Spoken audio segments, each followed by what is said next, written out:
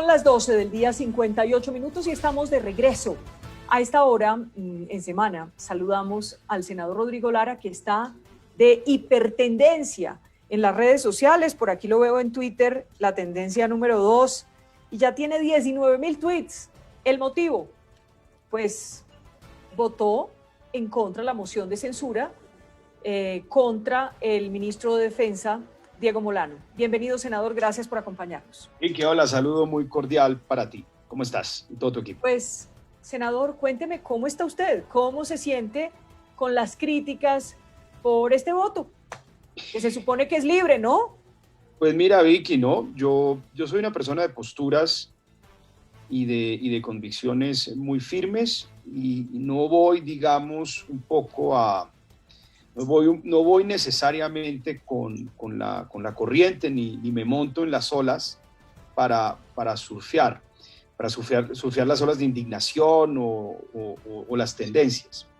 Yo creo, aquí en este espacio, ustedes me han entrevistado muchas veces y soy extremadamente crítico del gobierno, soy opositor al gobierno, creo que el gobierno ha sido un desastre porque pues, permitió el empobrecimiento del país, por su mezquindad, por las pequeñas políticas sociales que desplegó en la crisis.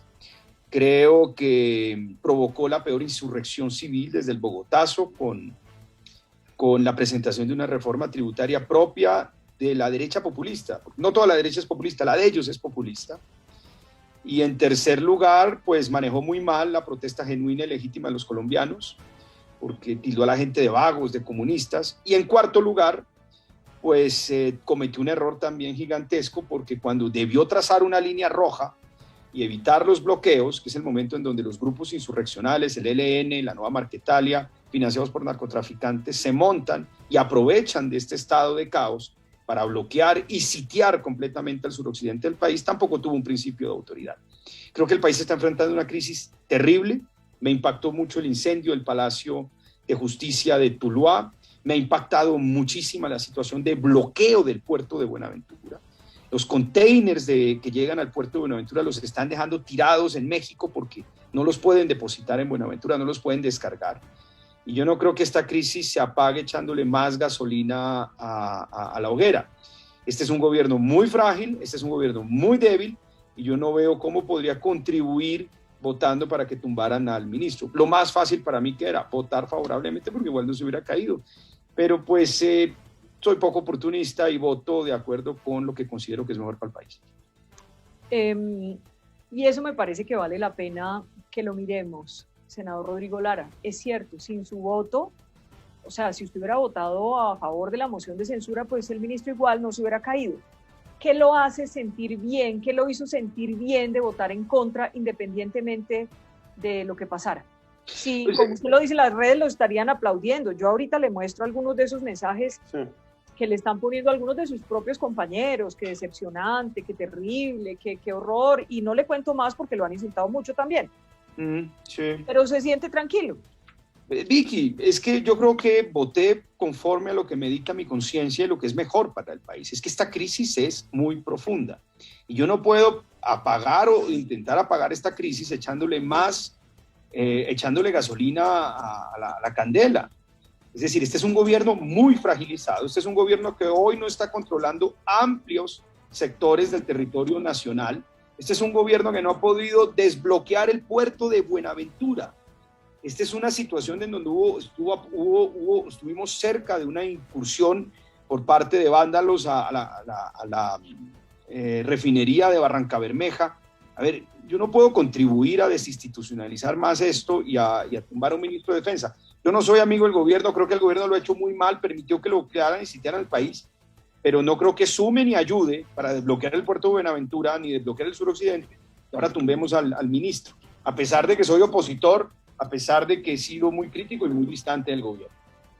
Senador, una de las palabras que más se ha utilizado en las críticas frente a usted es oportunismo. ¿Es esto oportunismo? Oportunismo es montarme por donde va la cresta y no tendría que enfrentar críticas. Dígame, ¿yo qué gano apoyando a un gobierno tan desprestigiado y tan caído ante la opinión pública? En absolutamente nada, por Dios. Y entonces, dígame, Jairito. No, sí. Le iba a decir para que profundice un poco más eso, para explicarle a la gente, porque está diciendo que usted va en contrario a lo que estaba pensando. Es decir, usted es muy crítico frente a lo que ha hecho el ministro, a lo que ha hecho el gobierno frente al paro y todo, pero mire con lo que salió. Es eso lo que quiero que profundice y explique un poco más. Sí, le vuelvo a reiterar, yo soy absolutamente crítico del gobierno, es decir, pocas personas son tan duras con el gobierno del Senado de la República como soy yo, pero es que yo no puedo resolver esta crisis desinstitucionalizando aún más y debilitando a un gobierno que ya de por sí es muy frágil. Es que este es un gobierno que no controla su principal puerto. Este es un gobierno que no ha podido garantizar que la mercancía que exporta el país y que importa el país entre y salga normalmente desde Buenaventura. La mercancía que llega a Colombia la están dejando tirada en México, porque el gobierno no ha podido restablecer el orden en su principal puerto. Este es un gobierno que no ha podido garantizar la seguridad de los palacios municipales de Jamundí, del Palacio de Justicia de Tuluá. Este es un gobierno que aún tiene bloqueado la vía panamericana a Ecuador, que comunica a Ecuador, que tiene bloqueado el Huila, que tiene bloqueado el Caquetá. ¿Qué gana el país tumbando ahorita al ministro de la Defensa? Ese corte de cuentas se tiene que hacer después de que pase esta crisis. Cuando estamos enfrentando una crisis tan difícil, ¿qué sentido tiene seguir fragilizando y debilitando un gobierno ya de por sí tan extremadamente? Fíjese usted que ve un trino del senador Iván Cepeda y pone la lista de quienes votaron en contra de la moción de censura y dice: he aquí la lista de senadores que votaron contra la moción de censura en rojo. Por favor, en memoria de los jóvenes asesinados, guarden esta imagen hasta el 13 de marzo de 2022, fecha de las elecciones parlamentarias. Pues es una estrategia electoral, una estrategia obviamente de la izquierda, y pues están en su derecho de hacer política. Pues yo no me amilano ni me dejo intimidar por ese tipo de presiones. Lo fácil para mí, ¿qué es? Montarme la cresta de la indignación, montarme la cresta de la opinión y surfearla. ¿Qué es más difícil? Votar conforme a lo que considero que es mejor para el país. Y obviamente yo lo manifesté, esto es un dilema muy complejo, porque yo sé cuáles son las consecuencias de votar en contra de una moción de censura. Le digo, lo fácil es mimetizarme y votar ahí a favor de la moción de censura y no estaría teniendo que explicar mi voto. Pero pues yo tengo unas convicciones muy sólidas, muy fuertes, y mi deber es defender el interés superior del país. Y en este momento fragilizar, debilitar aún más a este gobierno que ya de por sí es frágil y muy malo, no creo que sirva para desbloquear el puerto de Buenaventura, para desbloquear la Panamericana y para terminar con esta estrategia de guerra híbrida, que es lo que está viviendo el país. Narcotraficantes, ELN, Nueva Marquetalia, que son los mismos que operan desde Venezuela con una campaña que solo una gran potencia puede desplegar en materia de desinformación. Le voy a pedir casi que permiso para leerle este otro mensaje. ¿Me da permiso? Tranquila, por supuesto, no se preocupe. Le voy a decir por qué. Enfrentamos todas las calenturas. Sí, porque es muy ofensivo, pero se lo quiero leer, es para que hablemos un poco de hasta dónde llega la gente en la crisis. Se supone que el voto de ustedes, los congresistas, es libre, ¿no? Que usted no está obligado a votar de una u otra forma, que usted analiza, mira, debaten y al final toma una decisión. Hay el voto es libre. Pero dice Sandra Ramírez, para que la gente se ubique, la ex esposa o expareja de Tiro Fijo, quien perteneció al grupo de las FARC en su época antes de hacer el Acuerdo de La Habana, es decir, a un grupo narcoterrorista, y dice lo siguiente: senador Rodrigo Lara, ¿qué pensaría hoy su padre al conocer su voto? Debe estar decepcionado por usted estar a favor del ministro Molano. Semejante discurso para terminar votando a favor de los crímenes de la fuerza pública, indignante, senador. Es su opinión y no la voy a censurar por expresar su opinión. Generalmente, como no me pueden decir ladrón, ni me pueden decir genocida, ni asesino, siempre tratan de ofenderme utilizando el nombre de mi padre, pero pues yo, el cuerito ya, y poco me afecta eso. Y me imagino, y perdóneme que le insista, pero me imagino que su papá estará feliz donde esté, de que usted vote como, perdóneme la expresión, le dé la gana. ¿No? Pues sí, yo voto, mi voto es libre. He sido siempre un senador libre, he sido un presidente de la Cámara libre, he sido un representante a la Cámara libre, he acompañado a los gobiernos cuando ha correspondido, me he enfrentado a los gobiernos cuando me ha tocado hacerlo, pero pues tampoco ejerzo una oposición cerrera ni destructiva. Es un voto libre, es una opinión libre, crítica, constructiva. Y le digo, soy oposición al gobierno, pero no voy a contribuir a más desinstitucionalización, a más fragilidad de las autoridades.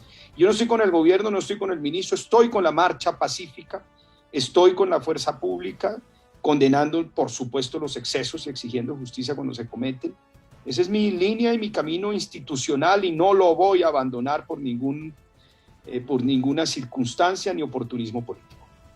En esas reflexiones y en esos análisis que me imagino hizo usted para tomar la decisión de este voto, ¿qué piensa usted, senador, que podría pasar en el país si hubiera prosperado esta moción de censura y sacan al ministro de Defensa? Pues eso contribuye un poco al caos que está viviendo el país. El gobierno sí ha sido inoperante, no supo trazar una línea roja de autoridad, no supo distinguir entre protesta legítima y bloqueos, que es producto de esta guerra híbrida que está enfrentando el país, que es una estrategia muy, muy peligrosa, muy amplia y de mucho alcance de desestabilización, particularmente del sur, en donde está el 40% de la producción del narcotráfico. Y el narcotráfico hay que combatirlo, porque pues más allá de los métodos y la forma o de las vías alternativas que se pueden pensar para combatir el narcotráfico es un crimen y desestabiliza al país, desestabiliza la democracia de los colombianos, y nunca vamos a permitir que los narcotraficantes, que los del ELN, que son narcotraficantes, que los de Marquetalia, que son narcotraficantes, sigan bloqueando, sitiando y secuestrando el sur del país, bajo ninguna circunstancia. ¿Que este gobierno lo permitió por ineptitud? Sí, clarísimo. Pero no voy a contribuir ni facilitarle a las tareas a estos señores de las FARC, del ELN y los narcotraficantes, tumbando ahorita al ministro de la Defensa. Después miramos si hacemos el corte de cuentas con este gobierno tan omisivo en sus principales deberes. Es importante preguntarle cómo está viendo usted al Congreso, a sus compañeros en este papel frente a uno de los momentos más críticos en Colombia, por lo menos en décadas. Mira, Vicky, el Congreso de cierta manera perdió su esencia cuando se convirtió en una plataforma virtual. El Congreso es fuerte cuando reúne en un solo punto a todos los representantes y las voces de los sectores políticos.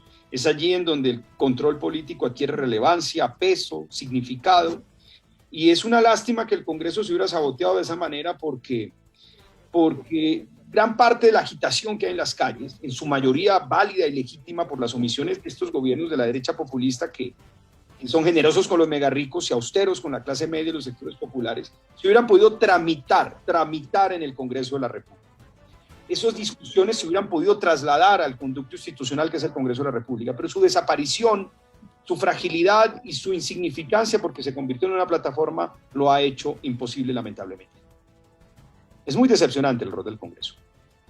Y a esto súmele episodios indignantes y vergonzosos que vimos allí en el Congreso de la República, precisamente en medio de esta moción de censura. Usted vio cuando algunos congresistas quisieron sacar a unos policías allí del recinto y les decían, ¿qué hacen aquí? Y que se salgan, váyanse de acá. Eso también es muy indignante y vergonzante en medio de lo que estamos viviendo. Es un clima caldeado, es un clima de exasperación, y yo espero que eso no es sano para la democracia colombiana, y es justamente el problema de las dos posturas extremas. La derecha populista de este gobierno hace política dividiendo y enfrentando a los colombianos, y la izquierda marxista del doctor Petro también hace política dividiendo y exacerbando los odios en la nación. Y una nación dividida contra sí misma no prospera. Solo fijándonos propósitos comunes, sacando lo mejor de la gente, salimos adelante en esta crisis. Yo creo que ese es un mensaje liberal y socialdemócrata. Sin embargo, pues este paro se ha alargado. Es que ya estamos cumpliendo, senador Rodrigo Lara, un mes. Mañana cumplimos un mes de paro. Sí. De destrozos, de destrucción. ¿Cuánta plata se ha perdido, digamos, en destrozos? ¿Cuántas vidas se han perdido? Que es lo más importante, por supuesto. ¿Y qué? ¿Vamos a seguir en paro el resto de la vida o cómo será eso? No, terrible, Vicky, y un mes, sí, de paro, pero es que un mes de bloqueo. de total violencia, bloqueo del suroccidente del país. Pues porque sí, hay agitación, la gente sale a las calles, perfecto, eso hace parte de la democracia. Pero lo que estamos viviendo en el sur del país es el bloqueo total y absoluto, el sitio y el secuestro de regiones enteras. Y esto no lo organizan ciudadanos espontáneamente. Ningún ciudadano espontáneo puede sostener un punto de bloqueo con logística y organización durante más de un mes. Aquí hay organizaciones, son las mismas organizaciones que operan en Venezuela, juntas para narcotraficar, las que encontramos en el suroccidente del país. Si usted recuerda, Vicky, tal vez fuimos de los primeros en denunciar estos hechos acá, cuando tuvimos un programa, cuando hicimos una entrevista. Hay que desbloquear inmediatamente. El gobierno se dejó coger ventaja y hoy tenemos bloqueado el principal puerto del país. Y estuvieron a punto unos vándalos organizados de tomarse la refinería de Barrancabermeja. Esto es una estrategia de saboteo y desestabilización total y completa del país. El principal fracaso en materia de orden público, y yo creo que el gobierno nos tiene que rendir muchas cuentas cuando haya cesado este problema. Pero mientras tanto no podemos seguir echarle gasolina a esta hoguera y comer, ministro. Y uno ve algunos avances en medio de esta mesa de negociación o concertación de los miembros del Comité del Paro con el gobierno nacional, pero en definitiva como que no se ve como una luz verde de alguna solución, mientras que los miembros del Comité del Paro pues siguen convocando a las protestas en el país. Eso no va para ninguna parte realmente. Yo creo que el gobierno tiene que hacer el deber de hablar con todos los sectores, sobre todo con los jóvenes, mucho más que con el Comité del Paro. Pero pues las dinámicas del suroccidente no obedecen a una realidad dirigida por el Comité del Paro, ni dirigida por Gustavo Petro, no. Allí hay una dinámica organizada por movimientos insurreccionales, ELN y Nueva Marquetalia, que narcotrafican con el cartel de Sinaloa y la nueva el cartel Jalisco Nueva Generación. Ellos hacen ese mismo trabajo ilícito en Apure, en Táchira y en Zulia. Y desde allí se ha organizado mucho lo que está pasando en el suroccidente del país. Ahora, sí, no, le iba a decir, senador, pero frente a eso le preguntaba, no vemos como que una solución y mientras tanto, como decía Vicky, seguimos ya un mes de bloqueos y protestas y manifestaciones. La mesa no avanza. No avanza. Más bien se fue el comisionado Ceballos, que estaba a cargo de esa mesa. Digamos que mientras Archila llega, se sienta, vuelve y coge el hilo del asunto. O sea, es como si no estuviera pasando nada, como que no hay un afán en esa mesa, la verdad. Además que están pidiendo cosas que este gobierno ya en su último año de gobierno no va a poder cumplir. Este es un gobierno que tiene un déficit fiscal de cerca de 8 puntos y puede y debe hacer algo rápido para mantener el subsidio a la nómina, debe ayudar a los jóvenes con políticas de empleo, pero ir más allá el gobierno pues no está en capacidad de hacerlo. El otro debate es el ascenso del director de la policía, el general Vargas, que pues la verdad está enfrentando esta situación, pero ha tenido una carrera impecable, senador, para decir la verdad. Y no, pues estoy viendo aquí, no asciendan a Vargas y no lo bajan de, usted ya se imagina. No, el general Vargas ha sido un gran oficial de la República. Y eso es indiscutible, tiene una hoja de vida impecable. ¿Cuál es el problema aquí de fondo? Que el gobierno incendió al país con su reforma tributaria. Un incendio que ya preexistía por el desastre social que provocó al ayudarle muy poquito a la gente. Y generalmente estos gobiernos tienden a resolver los problemas sociales con fuerza pública. He ahí el problema. Si yo uso la fuerza pública para enfrentar una insurrección civil de esta manera, pues va a estar rápidamente desbordada. Y se presentan este tipo de choques, se presentan, por supuesto, abusos y excesos que deben ser absolutamente investigados. Pero estamos ante una fuerza pública completamente desbordada por la situación. Y además con un entrenamiento propio, pues no de una insurrección civil urbana, sino entrenados para enfrentar grupos guerrilleros en el campo, a defender las estaciones de policía, a usar las armas. Es un entrenamiento distinto muchas veces al que necesitan este tipo de situaciones que se presentan en las ciudades. Me llama la atención este trino. Sergio Fajardo, aspirante presidencial.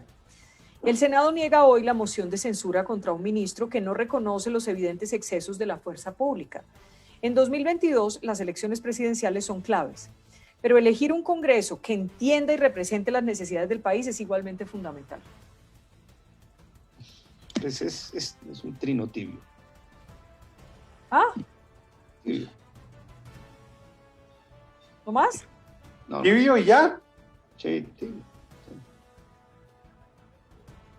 Pues entonces, lo veo que no quiere decir nada de Fajardo. Ya dije. Oiga, Señora, me parece que llegar a esa conclusión, ser capaz de llegar a esa conclusión de que hay fuerza pública, digamos, que la fuerza pública está haciendo su papel, que está defendiendo a los ciudadanos y que hay unos que han cometido unos delitos, si lo quiere llamar así, porque pues las investigaciones están en curso y que esas personas tendrán que responder, es una forma sensata de entender que qué hacemos sin fuerza pública, senador. ¿Qué hacemos si los destruimos, si los acabamos, si los humillamos, si un día no salen? Yo quisiera saber qué pasaría si un día no salen con todas las bestialidades que hemos visto que han pasado. yo le digo, yo no apoyo al gobierno, no respaldo al ministro de Defensa, respaldo la protesta pacífica, respaldo la fuerza pública, exigiendo, por supuesto, si en este caso justicia para los excesos que han sido pues claros y evidentes y en gran parte producidos por el desbordamiento absoluto de la fuerza pública que tuvo que enfrentar todas las omisiones sociales de este gobierno. Yo creo que esa es mi posición. Tumbar al ministro es debilitar aún más a la fuerza pública. Aquí ha habido una campaña de desinformación que, como le mencionaba, tiene método y una estrategia que solo puede llevar a cabo una gran potencia. Lo hemos visto en otras partes del mundo, esto se llama guerra híbrida, así se anexaron las repúblicas del este de Ucrania, así se anexó Crimea. No voy a entrar en más detalles, pero aquí hay una estrategia de guerra híbrida. Y lo estamos viviendo en el suroccidente, la está financiando el narcotráfico y nosotros no podemos desestructurar, debilitar aún más a las instituciones de este país. Este es el gobierno que hay, es un gobierno malo, en mi opinión, pero este gobierno termina el año entrante.